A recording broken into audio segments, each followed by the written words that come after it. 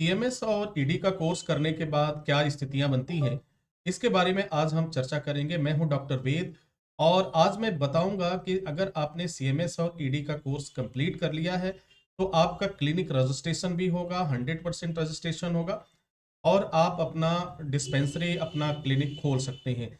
लेकिन supreme court की जो गाइडलाइन है, जो इंडिया गवर्नमेंट की गाइडलाइन है, उसके अकॉर्डिंग अगर आप रूल को तोड़ेंगे, अगर उस रूल के अकॉर्डिंग काम नहीं करेंगे तो निश्चित रूप से आपको जेल जाना पड़ेगा। और अब तक आपने देखा कि बहुत से लोगों को जेल जाने की नौबत आई है, क्योंकि कभी वो फेक कॉलेज से, फर्जी कॉलेज से उन्होंने किया था।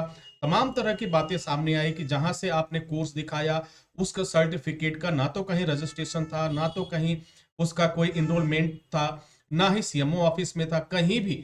तो अगर आप जो कम्युनिटी सेवा देने जा रहे हैं, जो हेल्थ सेवा दे रहे हैं, तो आपकी ये जिम्मेदारी बनती है कि आप जहां से भी कोर्स करें हर एक चीज को जानते हुए और समझते हुए कोर्स करें।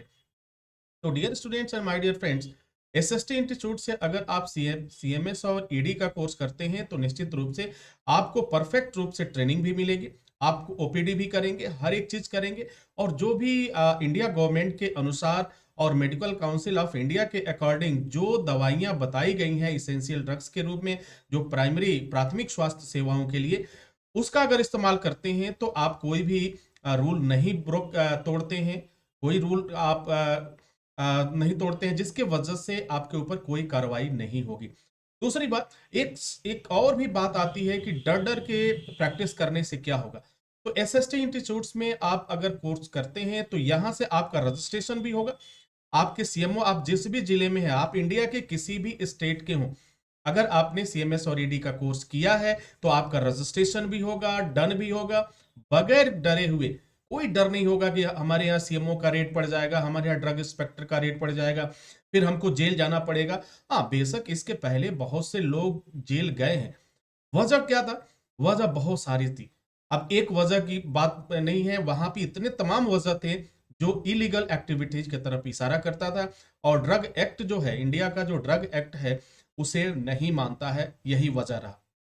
सुप्रीम कोर्ट ने जो अभी हाल ही में जो गाइडलाइन जारी किया है, जो ऑर्डर जारी किया है, उसको अगर आप फॉलो करते हैं तो निश्चित रूप से हर एक नॉर्म्स को अगर फॉलो करते हैं तो आपको किसी भी तरह की प्रॉब्लम्स नहीं होगी।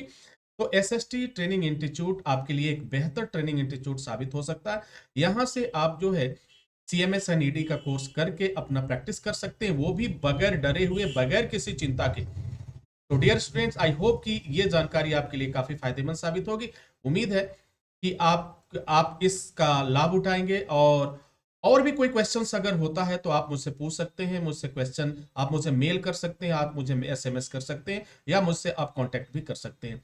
इसी के साथ इजाजत चाहेंगे, नेक्स्ट वीडियो में हाजिर होंगे। तब तक के लिए wish you all the best. Thank you for watching, thank you for learning.